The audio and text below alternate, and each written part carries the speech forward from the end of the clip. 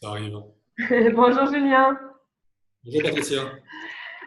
Aujourd'hui, je reçois Julien Fallu, qui est CIO et fondateur d'expat.com, exement expatblog.com. Nous, quand on s'est connus, c'était Expatblog, qui était le Ouais. rendez-vous de tous les expatriés. Je suis Patricia Pareglanti, coach spécialisée dans la réussite et la performance des dirigeants.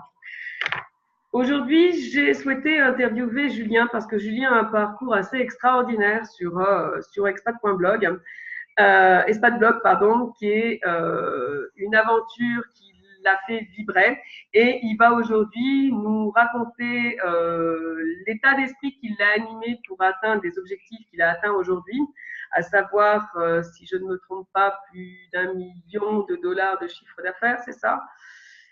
Ouais. Et combien de personnes sur la plateforme? Pas très loin des 2,5 millions. Voilà. Voilà. Donc une belle réussite. Donc on va reprendre un peu tout ton parcours. Merci Julien d'avoir accepté cette interview. Donc c'est quoi l'histoire d'Expat Blog à la base? Ouais. Au départ, c'est une aventure personnelle. Moi, j'ai grandi en province et j'ai toujours eu envie d'avoir une carrière internationale. Je voulais, euh, je voulais progresser en anglais et en espagnol pour pouvoir justement voyager et travailler avec différentes cultures. Et quand j'étais étudiant, je suis parti à Barcelone pour un stage de deuxième année d'école d'ingé. Après, j'ai voulu partir aux États-Unis, mais c'était en 2001 et c'était le crack des dot-com et je suis parti à Massy-Palaiseau. C'est pas tout à fait C'est pas tout à Paris. fait la banlieue de New York. Et je suis resté sur ma faim et je suis finalement parti en Angleterre en 2003. Je suis resté quelques années, j'ai enchaîné sur Madrid en 2005-2006. Et aujourd'hui, je vis à l'île Maurice depuis 2007.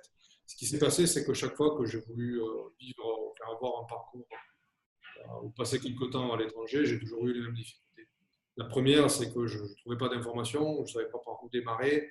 Je regardais évidemment sur Internet, mais il y avait des sites pour les voyageurs, mais pas pour celles et ceux qui souhaitent vivre un moment de leur vie à l'étranger. Et deuxièmement, je connaissais personne, hein. J'avais pas de réseau du tout. Et on m'avait expliqué qu'il y avait des circuits de gens qui bougeaient beaucoup. Et je ne savais pas les identifier. Et puis, quand j'ai commencé à bouger, quand j'avais besoin d'un professionnel de confiance, je n'arrivais pas à savoir à quelle porte taper. Et c'est vraiment en me basant sur mon expérience personnelle que j'ai décidé de me concentrer sur ce marché de la mobilité et des expats et d'aider celles et ceux qui comme moi, vivent ou souhaitent vivre à l'étranger. Le projet initial, en fait, c'était de réunir des blogueurs qui bloguaient sur leur vie à l'étranger parce que j'avais trouvé que c'était le début du web 2.0, ça remonte à 2005 quand même, où les gens partageaient de plus en plus sur Internet. Bon, moi, je fais du web depuis j'ai commencé à pianoter sur l'Internet en 96. J'ai fait mon premier site commercial en 98. Donc, ça fait plus de 20 ans que je suis dans le métier. Et j'adore ça d'ailleurs. Hein, ça passe comme à une vitesse de lumière. J'ai la chance de faire un métier qui me plaît, travailler dans un domaine qui me passionne. Et en fait, c'est ce projet de réunir les blogueurs et de leur permettre de partager leur expérience sur une première plateforme, sur un outil. C'est un hobby. J'ai jamais fait ça pour en faire une activité professionnelle. D'accord, donc C'est-à-dire que à la base, tu avais une vision qui était celle d'aider, mais enfin de répondre au final à ton besoin tout en aidant éventuellement d'autres gens qui étaient exactement, exactement. dans ta Il se même trouve dans. que j'avais un blog sur lequel j'expliquais ma vie entre Madrid et Londres, parce qu'à un moment donné, je vivais entre les deux. Et parce qu'il n'y avait pas Facebook, alors ça ne me pas, mais en 2005. Et en fait, pour donner des nouvelles à mes parents, à mes amis, je faisais un blog, je mettais des photos principalement, genre quelques anecdotes, hein, et ça me permettait de rester en contact, enfin de donner des nouvelles, hein, plutôt que d'envoyer des emails à tout le monde, hein. Et il se trouve que j'ai réalisé qu'on était plein à faire la même chose. on était plein à expliquer un peu nos hauts et nos bas enfin, issus de la vie à l'étranger. Je me suis dit, ben, tiens, cette expérience-là, elle est super parce que justement, sur ce blog, on arrive en quelque sorte à voir la face cachée de la carte postale.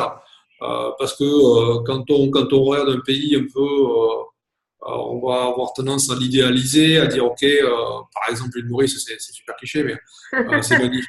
C'est magnifique, J'y ouais. j'y vais, voilà, c'est génial, on travaille moins et tout ça. Ben, en fait, c'est pas vrai. C'est pas vrai du tout, mais bon. On travaille plus ailleurs, quoi. Donc, pourquoi je travaille plus ici? Bon, peut-être parce que j'ai la boîte aussi, mais sur ces blogs, j'ai trouvé vraiment la face où les gens écrivent leur histoire. Et D'accord. cette histoire-là, je la trouvais super intéressante. Et je me suis dit, bah, tiens, essayons de créer un média facile à utiliser pour que les gens puissent partager. Et c'est comme ça que tout a démarré, par passion avant tout, et parce que justement, il y avait une difficulté à À trouver de trouver de l'info. l'info. Et je me suis dit, bah, je vais répondre à ça. Et de fil en aiguille, bah, il y a énormément de blogueurs qui m'ont soutenu, de bénévoles qui apportaient du contenu, de l'info. Bah, de toute façon, je l'étais aussi. Hein. Donc voilà, mais c'était passionnant. Et de fil en aiguille, les gens me disaient, bah, il faut que tu passes plus de temps dessus parce que ça nous plaît. Et moi, ça me plaisait aussi. D'accord. Et du coup, je me suis dit, bah, tiens, il faut que j'arrive à le monétiser. Ça a été difficile. Hein. Sincèrement, ça a été difficile. Ça m'a Donc beaucoup. comment justement, qu'est-ce qui se passe dans ta tête hein, entre le moment où tu dis je fais ça pour un loisir et le moment où tu commences à envisager de faire ça pour en vivre? Je pense que c'est une série de déclics. Je pense que c'est une série de déclics. Un des premiers déclics, c'est que bah, j'ai été contacté, alors que bon, c'était un hobby, j'ai été contacté par le Wall Street Journal qui me disait qu'il a voulu faire un Pas article mal. sur le Japon.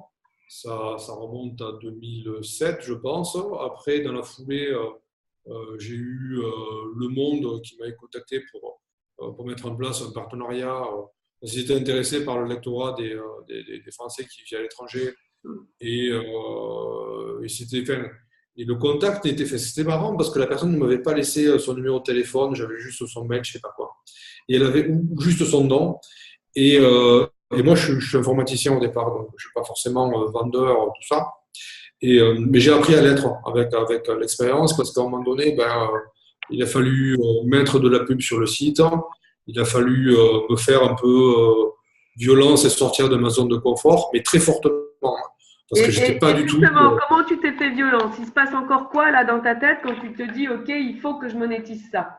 Comment t'en sors de Euh, cette zone? En fait, je pense qu'on ne peut pas, du jour au lendemain, on ne peut pas, en fait. Mais ce qu'il faut, c'est se dire, OK, l'objectif, on a sa zone de confort, elle est assez facile à définir tout de même, hein. Mais se donner, comment dire, un peu de son temps, je dirais 10, 15, 20% de son temps, pendant lequel on sort de la zone de confort. On va dire, OK, ben là, je vais passer des appels téléphoniques, par exemple. C'est-à-dire pour toi les Je appels téléphoniques? Ah ben, en tant qu'informaticien, au départ, ben là maintenant ça n'est plus du tout, mais au Oui. départ, comment dire, le travail de vendeur, c'est aussi ingrat parce que moi j'étais habitué à produire quelque chose, à produire du code ou à produire, voilà, c'est production, quoi. Et là, je passais des journées à essuyer des refus de gens qui n'étaient pas intéressés par ce que je faisais. Ah, ça c'est Et je super intéressant. Tu as une idée encore, tu te souviens du pourcentage d'appels passés avec un échec derrière au final, hein? Je Enfin un pense que refus, c'était 90%. Alors, 90%. ouais, ouais, ouais. Mais je croyais quand même en affaire. Et à un moment donné, il y a eu un, deux, trois personnes qui ont cru en moi et qui m'ont permis d'aller un petit peu plus loin. Dans ces personnes-là, j'ai un client avec qui je travaille encore aujourd'hui, ça va faire 10 ou 11 ans, c'est un client historique qui est une grande enseigne française. D'ailleurs, il y a plusieurs grandes enseignes françaises et qui ont cru en moi. Mais c'est vraiment l'histoire du même parce que c'est vraiment le patron avec qui j'avais parlé et qui est tombé, enfin, qui m'a dit bah, c'est super intéressant ce que tu proposes, tout ça. Il était vraiment intéressé par le digital. Et il m'a dit il y a quelque chose à faire, ben, essayons. Enfin, d'abord, ils ont voulu racheter le projet. J'ai dit non. J'ai dit non, j'ai plus fait. C'est aussi c'était inconfortable parce que je ne savais pas dire non. Pour la première fois que je trouvais quelqu'un qui voulait travailler avec moi, mais, je ne voulais pas sous cette forme-là. Et je me souviens d'avoir demandé à des entrepreneurs plus expérimentés que moi leurs conseils pour écrire un mail. Alors, ça remonte encore une fois un peu loin, mais pour écrire un mail dans lequel je disais merci de votre proposition, mais ça pouvait paraître une petite somme d'argent. Moi, j'avais 25 ans, quoi, ou 27 ans. C'était intéressant pour moi à cette époque-là parce que j'avais pas de sous. Hein.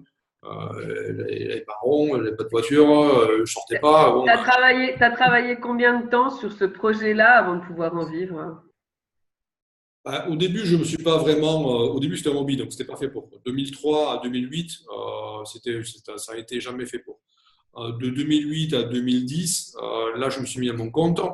Et c'est là où j'ai commencé. Justement, en 2008, j'ai tout reprogrammé parce qu'il fallait faire un produit quand même plus propre. Beaucoup d'amis bénévoles m'ont aidé tout de même, m'ont soutenu. Et c'est toujours le cas d'ailleurs aujourd'hui. Hein, je pourrais pas avancer sans eux. Et en 2009, j'ai passé l'année au téléphone, on va dire, à essayer de vendre bons produits. Et j'ai eu comme on disait, pas mal de refus, mais quelques succès. Et c'est en 2010 où vraiment ça a commencé à prendre réellement. Et j'ai embauché quelqu'un. J'ai embauché quelqu'un pour m'aider parce que j'arrivais plus à tenir la barre tout seul. Et c'est au final, quand j'ai embauché cette personne, où j'ai commencé à me payer réellement.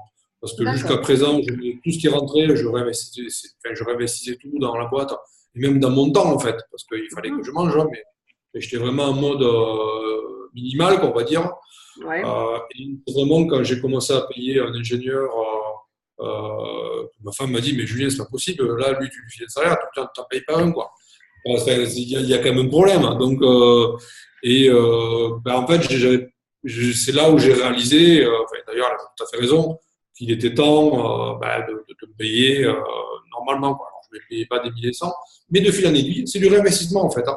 C'est qu'il faut croire j'ai toujours cru dans ce que je faisais et j'ai toujours réinvesti.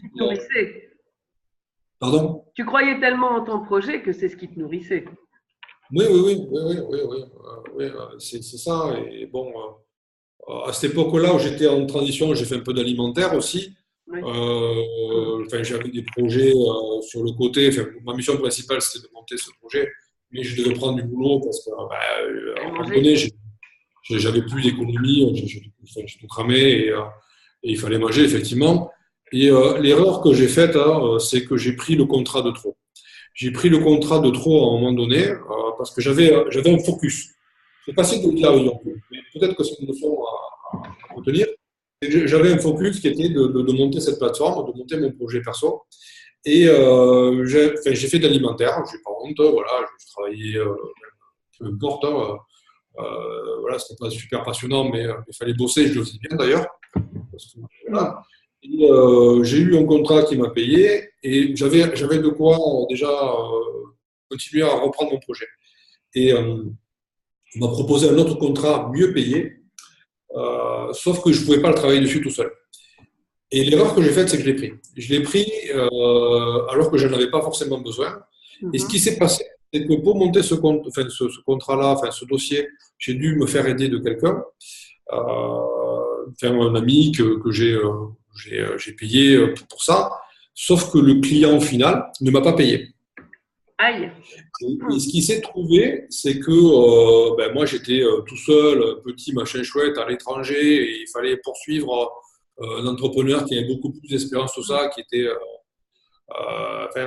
qui était pas très honnête visiblement, hein, parce que le gars il était pas dans le besoin, hein, mais voilà. Et moi ce qui s'est passé, c'est que le gars m'a pas payé, mais le gars qui avait travaillé pour moi, il avait pas payé. Non, mais la question ne s'est même pas posée. C'est que moi je l'ai payé parce qu'il avait travaillé pour moi. Donc même si j'avais pas été payé, c'était pas possible que je paye pas le gars. Et parce que c'est ne pas être honnête. Hein. Et en fait, l'argent que j'avais gagné sur le contrat d'avant, ça m'a permis de payer le type. Et là, je me suis dit, Julien, mais qu'est-ce que tu fais, quoi? Qu'est-ce que tu fais? Faut arrêter de faire autre chose que ce que tu veux faire. Et je me suis vraiment concentré encore plus à fond dans ce que j'ai fait. Et j'ai passé toutes ces épreuves-là, en fait. C'est que j'ai eu des concurrents qui ont commencé à venir à copier un petit peu ce que je faisais, parce qu'à cette époque-là, justement, quand je faisais mes présentations commerciales, je disais tout. J'expliquais tout mon business model, tout ce que je veux faire, tout ça. Sauf que ça faisait un an, enfin, j'avais déjà le temps que j'avais passé, mais Oui. j'expliquais tout. Hmm. Et j'ai eu des copies qui sont arrivées d'on ne sait où. Et en fait, c'était des gens chez qui j'étais allé. J'avais passé 1 heure et demie de rendez-vous et j'avais tout expliqué ce que je voulais faire. Et les gens sortaient des copies de mon site. Et il y en a eu 3. C'était à peu près à la même époque. Mais je ne savais pas que c'était des gens que j'avais rencontrés. Je l'ai su quelques mois après. Et au final, je ne vais pas dire que c'était sain de faire la copie, mais la concurrence est saine. Parce que moi, ça m'a poussé à me dépasser encore plus et à travailler plus dur et à me dire, ce projet, j'y crois, c'est le mien et j'en veux. Et c'est important d'ailleurs, parce que j'apporte quelque chose à la communauté, quelque chose qui n'existait pas. Et voilà.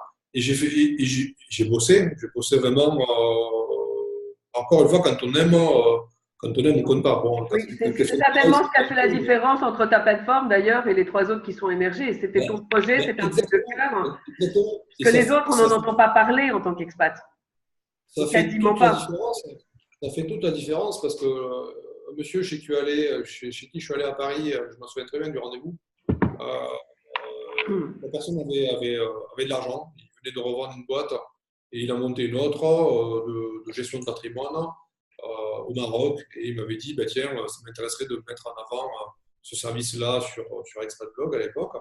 Et bah, je lui ai expliqué ben voilà, moi ce que je veux faire, ça et ça et ça. Ils avaient tout noté. Et lui, ce qu'il a fait, c'est qu'il a investi dans un projet qui était très similaire au mien. Enfin, qu'il a monté, en fait. C'est pas un projet existant, c'est qu'il a monté un truc. Et sauf que l'argent ne fait pas tout. Non, si tu n'y crois pas, s'il n'y a pas la petite flamme derrière, s'il n'y a pas l'authenticité derrière, ça ne fonctionne pas. Non, il n'y avait pas le cœur, la passion, mais peut-être la rage à un moment donné, parce que je sais pas, et en fait, au fur et à mesure, en quelques années plus tard, ben, la personne n'est pas rentrée dans ses frais, elle n'a pas récupéré son investissement initial, et la boîte est morte. Oui. Et moi, j'ai jamais arrêté de travailler, parce que de toute façon, j'avais remis mon temps dans l'entreprise, et j'avais réinvesti ce qui rentrait. Donc, au final, si moi, ça marchait pas, c'est juste une belle aventure qui s'arrêtait, mais j'avais, moi et toute cette communauté d'expatriés qui étaient avec moi, qui me soutenaient, qui avançaient. Donc, et je pense que ça s'est toujours ressenti dans le projet. Oh oui, ça se sent. Puis même quand tu en parles, même quand tu nous en as parlé, on s'est rencontrés en 2000, ça remonte, en 2010, 2011, je pense, par là. Et tu le vibrais déjà, ce projet.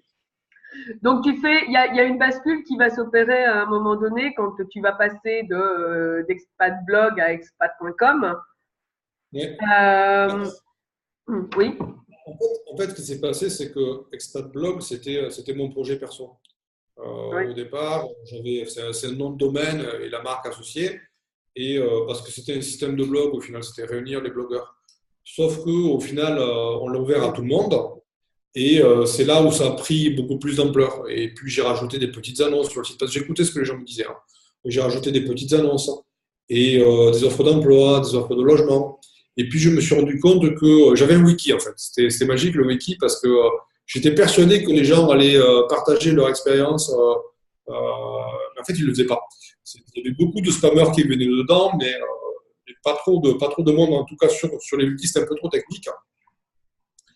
Et j'ai investi parmi les premiers, le premier argent que j'ai gagné, j'ai investi, un ami m'a aidé, je me payais au lance-pierre et je le payais au lance-pierre, enfin, pour partager ce qui rentrait.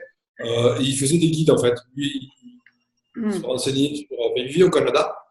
Et en fait, il avait fait le guide de l'expat au Canada. Après, il est parti dans d'autres pays et il a fait différents guides comme ça. Et ça m'a extrêmement aidé. Ça m'a appris à investir aussi.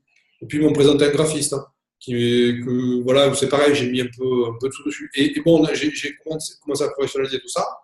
Sauf que cette marque blog, c'était plus tellement ça parce on a commencé à grossir.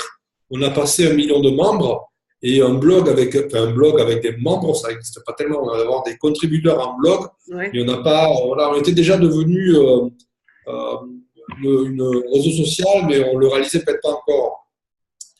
Et toujours le blog, ça faisait projet perso et ça donnait pas vraiment la juste mesure de ce qu'on voulait faire.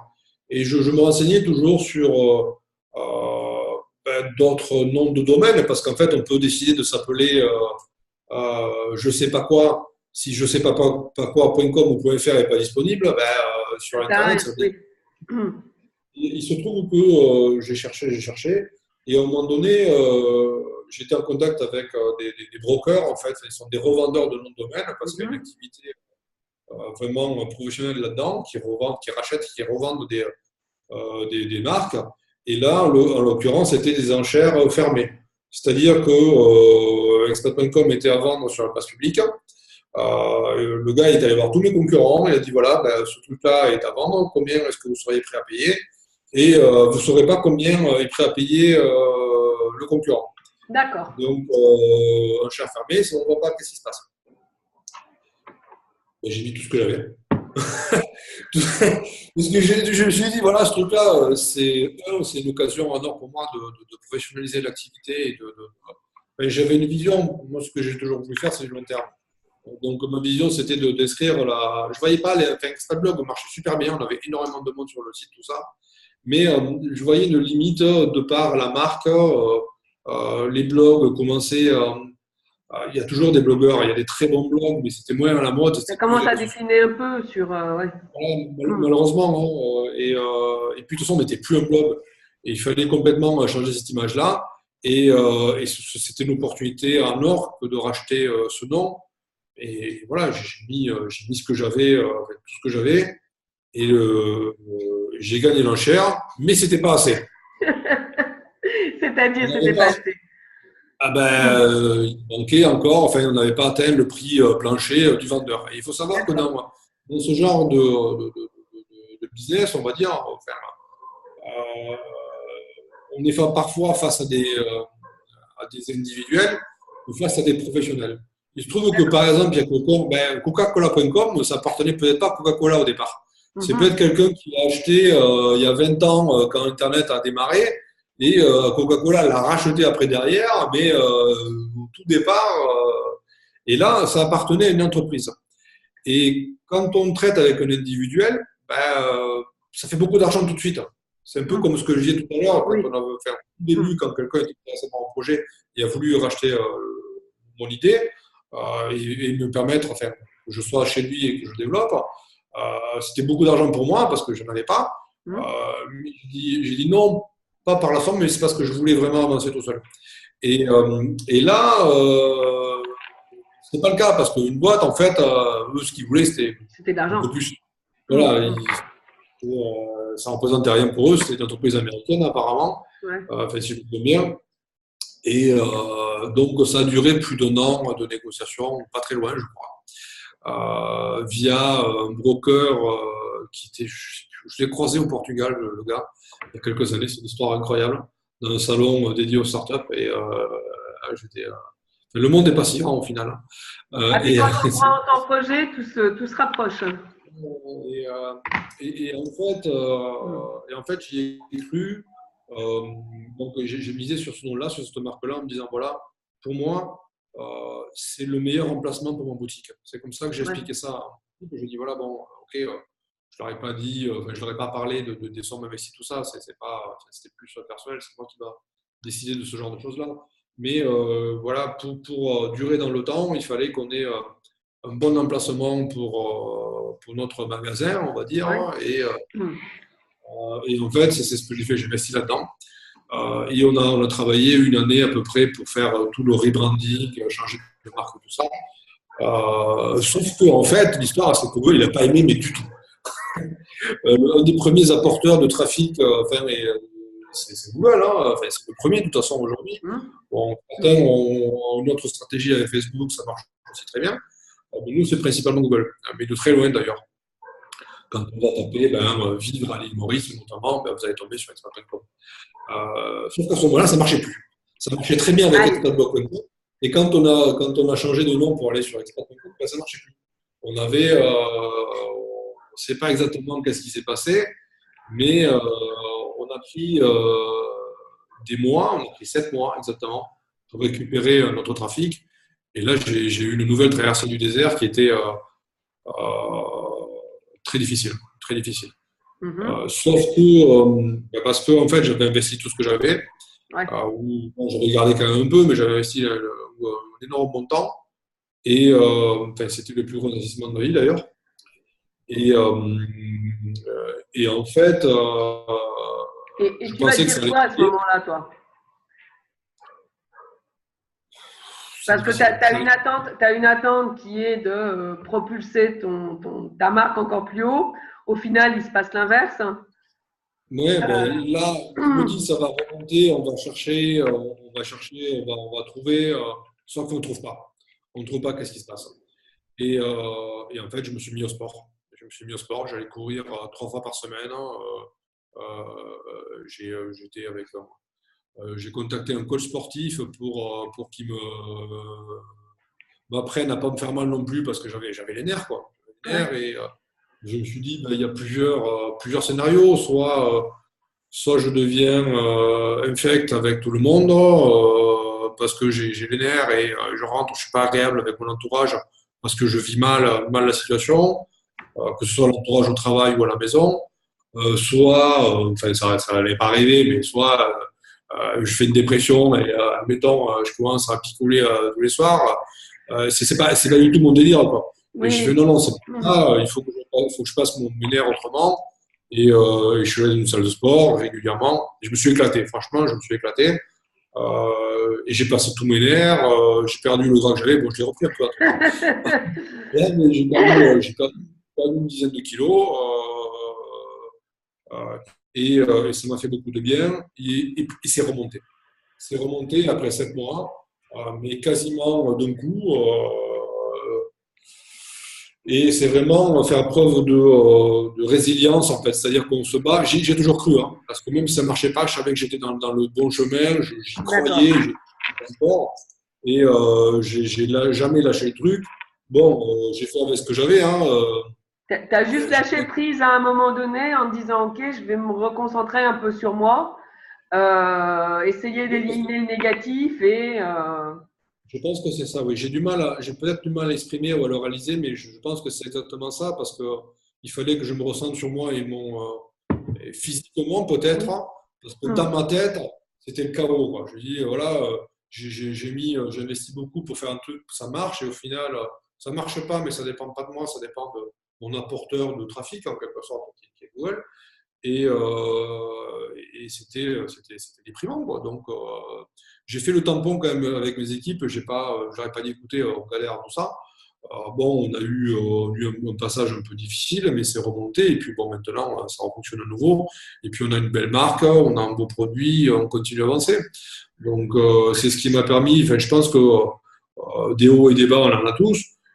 Il y en a qu'on peut contrôler, d'autres qu'on ne peut pas contrôler. Il faut savoir, effectivement, comme tu disais, lâcher prise et se recentrer à un certain moment sur ce qui est important.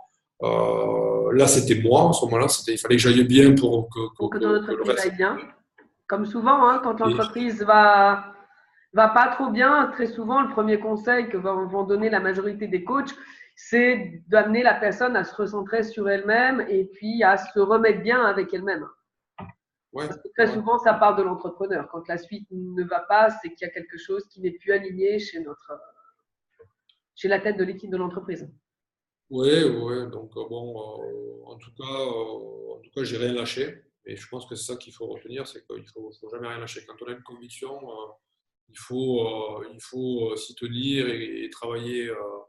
Et, Donc si on résume notre conversation, il y a une vision, il y a de la persévérance, il y a une prise de risque à un moment donné, oui, oui, oui. parce que cette prise de risque va dans la lignée de la vision, et puis y croire en dépit des fluctuations et persévérer.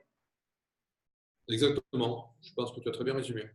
C'est ton maître mot. Je te remercie, Julien, pour cette vidéo très intéressante qui durera plus de 15 minutes, c'est pas grave. Avec plaisir. C'était super que tu nous partages ton projet. Je te remercie. Je souhaite une longue vie à expat.com, dont on bénéficie en tant qu'expatrié. Je suis désolée, j'ai perdu ma voix au cours au cours de l'entretien. Merci beaucoup, Julien. Je te Merci, dis à Patricia. bientôt. À bientôt et bonne À journée. bientôt. Au revoir.